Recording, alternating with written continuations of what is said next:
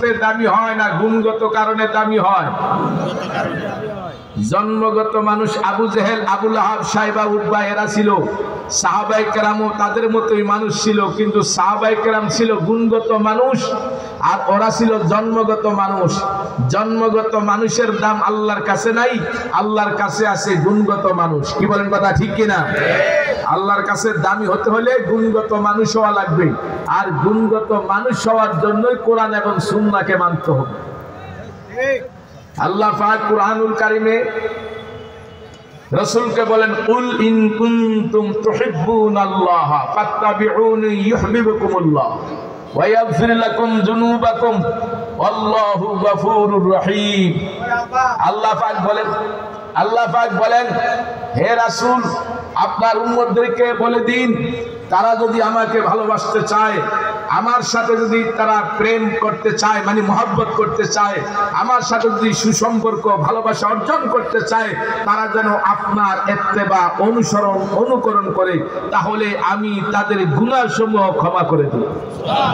যেহেতু আমি আল্লাহ ক্ষমাশীল ও মেহেরবান। আল্লাহ কি বলেন তো? ক্ষমাশীল ও মেহেরবান। তাইলে আল্লাহ পাকের ক্ষমা এবং মেহেরবানি তার উপরেই হবে যারা রাসূলের আনুগত্য করে আল্লাহর সাথে সম্পর্ক কায়েম করতে চায়, আল্লাহকে ভালোবাসতে চায়। আল্লাহকে ভালোবাসার পদ্ধতি, নমুনা শিক্ষা দিচ্ছেন বিশ্ব নবী মুহাম্মদুর রাসূলুল্লাহ সাল্লাল্লাহু আলাইহি ওয়াসাল্লাম। আল্লাহকে ভালোবাসার জন্য আমার ব্যক্তি জীবন, পারিবারিক জীবন, সামাজিক জীবন, রাষ্ট্রীয় জীবন, রাজনৈতিক জীবন, অর্থনৈতিক জীবন, আন্তর্জাতিক জীবন এবং আমার রোজগার, আয়, ব্যয়, দান, সদকা যা কিছু হবে আল্লাহর হুকুম, নবীর তরিকা মতো হবে। কথা বলেন ঠিক না ঠিক? তাহলে আল্লাহর ভালোবাসা অর্জন হবে। আর আল্লাহর ভালোবাসা অর্জন করতে পারলেই আল্লাহ আমার হবে। আল্লাহুল মাওলা ফালাহুল কুল। বান্দা যখন আল্লাহর হয়, ওই বান্দার পক্ষে আল্লাহর সৃষ্টিকুল সবাই হয়। বান্দা যখন আল্লাহর হয়, সৃষ্টিকুলের সবাই তার হয়ে যায়।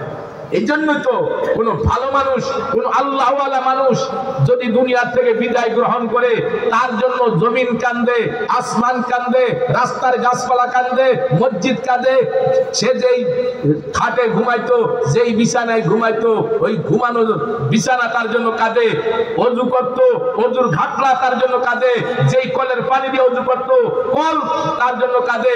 যেখানে সে ব্যবহার করেছে, যেখানে সে গেছে, সেখানেই সব জায়গা তার জন্য কাঁদে। তো মানুষের মতো মানুষ হলে, আজকে মা বাবা মারা গেলে সন্তানরা কয়দিন কাঁদে? খুব কম সন্তানরাই মা বাবার জন্য একটু বেশি সময় কাঁদে, না হয় অধিকাংশ সন্তানরাই মারা যাওয়ার পরে সামান্য অল্প সময় একটু চোখের পানি ফেলে, বাকি সময় তারা স্বাভাবিক হয়ে যায়। কি বলেন কথা ঠিক না বেঠিক?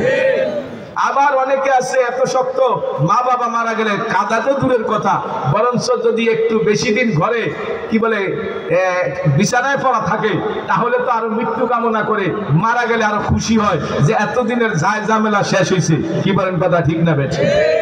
আর আসমান জমিন কতদিন কাঁদে? 40 দিন কাঁদে। আল্লাহ জিজ্ঞাসা করে, আসমান কেন কাঁদো?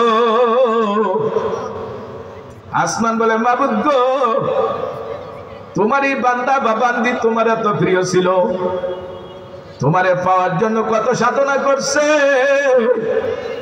তোমারে পাওয়ার জন্য কত কষ্ট করে নামাজ পড়ছে, অসুস্থ অবস্থায় নামাজ ছাড়ে না, অসুস্থ অবস্থায় রোজা ছাড়ে না। ও মালিক, তোমার হুকুম মানতে যাইয়া কত লোক তারপরে নাখোশ হয়ে গেছে পর্দার আইন মানার কারণে, সহি তরিকায় চলার কারণে। কত মানুষ তারপরে বেজার ছিল, কিন্তু তারপরও তোমারে বেজার করে না। রাব্বুল আলামিন তোমারে পাওয়ার জন্য তার কত যে চোখের পানি ঝরছে, কত যে কান্নাকাটি করছে। আসমান থেকে তার জন্য 2টা দরজা ছিল, একটা দরওয়াজা দিয়ে নেক আমল তোমার দরবারে বসতো, আর একটা দরওয়াজা দিয়ে রিজিকের ফয়সালা করতা। আজকে তার 2টা দরজা বন্ধ হয়ে গেল। ও মালিক, তুমি যদি তারে মাফ না করো, আমি আসমান কান্না বন্ধ করব না।